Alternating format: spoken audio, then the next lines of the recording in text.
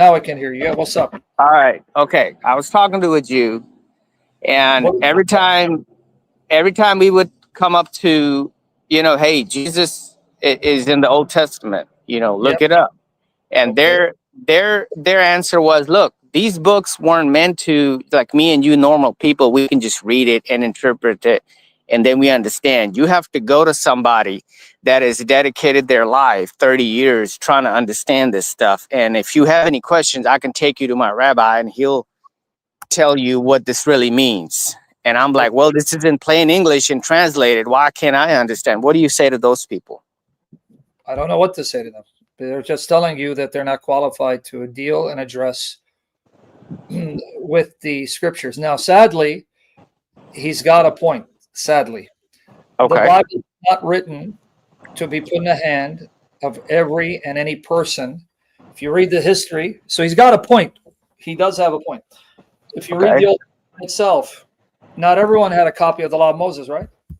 Right. Because at that time, it was not possible to have a copy of the Old Testament in your possession Yeah. because they didn't have a printing press. They couldn't make Mhm. mass copies. And when they did start making copies of biblical books and try to combine them between two covers, which is Right. what the church did, it was too expensive. So not everyone could afford to Okay. have that. This is why you would get your knowledge in the Old Testament by going to the priests because they were given a copy of the law to Right. understand and explain. And this is why there were prophets sent who were inspired by the Spirit to correct Okay. any misinterpretation of the Old Testament. Uh-huh. And when we Okay. come to the New Testament, you have the apostles explaining the Old Testament by inspiration of the Holy Spirit, and then training bishops and appointing bishops to be their successors. And those bishops explained the Bible. So he has a Okay. point. Well, I've never seen anybody break down like you have, like you, like not even pastors. So, I mean, I don't know. I feel So he like has a it's point. The point okay. is he realizes he's not Yeah. qualified to discuss the Old Testament. So Okay. all you can do is, all right, well, here are some passages I want to give you, and here are some rabbinic sources that tell me these passages are about Messiah. So go to your rabbi and tell him to explain it, and then get back to me. Yeah. But the rabbis are gonna give him the runaround. They're not gonna tell him the Well, truth. then that's only going to create doubt in him. That's going to cause him to doubt. Say, wait, this guy didn't just give me an Old Testament text. He gave me rabbinic commentary. He Yeah. told me the Talmud says this, or the rabbi said this, Rambam said this, Rashi said this. He didn't give me his opinion. He quoted rabbinic authorities to say this is what this verse in the Tanakh means. And if he Right. gives one around, then you're creating doubts in him. And that's what you want to do. He's going to now lose faith in the rabbis. I see. Well, another thing he said that if God knows us, He created us, and He Yes. gave us the 10 Commandments.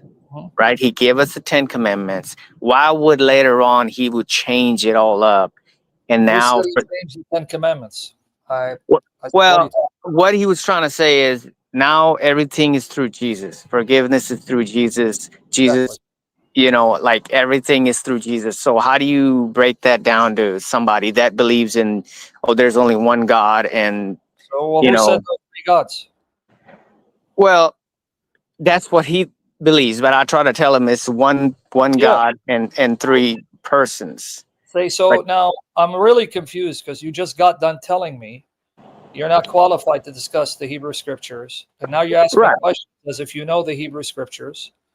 So if I answer you, then you're going to tell me, well, go talk to my rabbi. Say the same Torah that you quoted to me, yeah, Exodus 20 and Deuteronomy 5. Have you read the Torah to see that that same Torah said Moses had to act as a mediator, intercessor for your people. In fact, it was because of Moses' intercession that God did not wipe out your ancestors in the wilderness.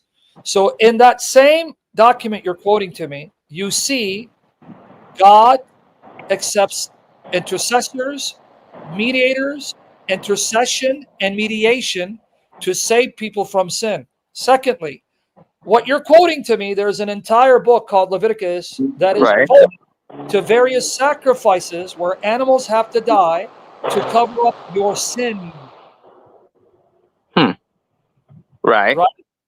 So when you're telling me, why do I need Jesus? It's like asking me, why did you need Moses to go on the mount and change God's mind, who had sworn and was determined to wipe out your ancestors? But because of Moses' intercession and atonement, God then relented and spared your people. So why did you need Moses? I see. I see. Another thing that was discussed is, okay, so if the laws were there, and now basically what he was saying, Christians now live they're lawless. That's what he was saying. Like, we don't follow anything. Hey, how are you commenting on my Christian faith when you just said you're not even qualified to explain your faith? If you're ignorant of your faith, what makes you a scholar of my faith? Have Yeah, you read no, the New Testament? no. I mean, yeah, you're right. But what That's he's what I trying, was told. right? He was pretty much saying, like, why don't you follow the law? That was, it I came do from follow the God. law. I follow the law that your prophets said would be revealed by Messiah. So what are you talking about? Isaiah 42, verse 4. Huh. The problem is you need to know your faith a little better to catch him in these Right, areas. right. Yeah, I'm not at that level yet. Yeah, so you got to be prepared. Say, hey, good question. Let me come back. So, but wait, in Isaiah 42, 4, it says, God's servant who will come, he'll be the light of the nations, and that the nations will trust in his Torah, his law. That's in your Old Testament, which you call the Tanakh.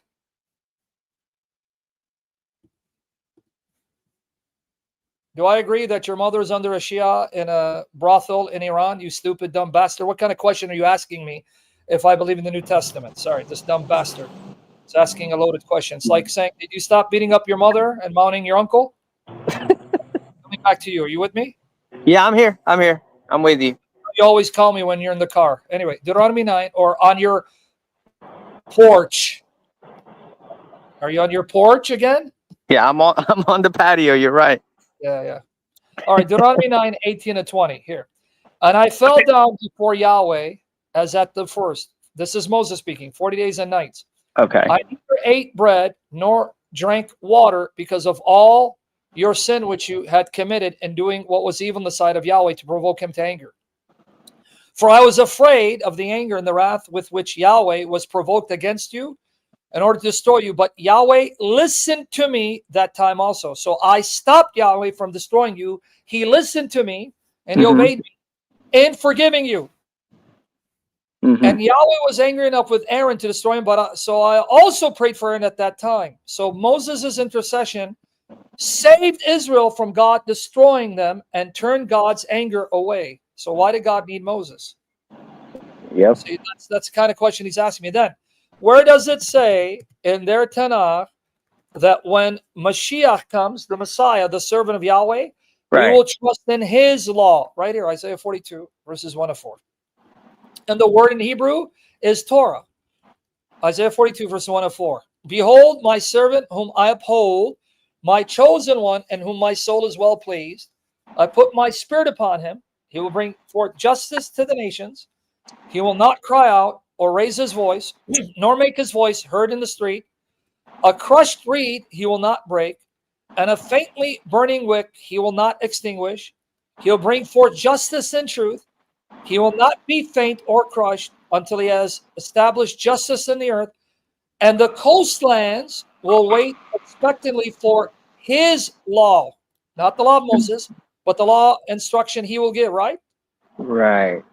Now, I'm going to show you what the Hebrew is in a minute, but watch the various translations. Complete Jewish Bible, translated by a Jewish believer in Jesus, where he translated Old and New Testaments into English. You're going to see how he renders it. And then the Orthodox Jewish Bible, which is actually a translation done by Jews who believe in Jesus. Watch how they're going to render it right here. Complete Jewish Bible. Here it is. And the coastlands will wait for his Torah. See it? Torah? Yep. You saw it, right, or no? Let me zoom it in. It's kind of little. I can't see it completely. Because you're a little dude. Why don't you go wear glasses, dude? No, I gotta zoom in on my phone. Well, now, do you see it here now? Come on, dude. Yeah, Torah? now I see it. Now I see it. Yep. Get stuck for the law, dude. Torah. That's a Jewish translation done by a Jewish believer in Jesus. Complete Jewish Bible. Now let's look Orthodox Jewish Bible, which is also a translation done by Jews who believe in Jesus. Okay, here it is, because I know you can't see because you're on your patio. Okay. He, Moshiach, shall not fail or be discouraged till he establish mishpat ba'aretz. Right? Mishpat means justice in the land, and the Right.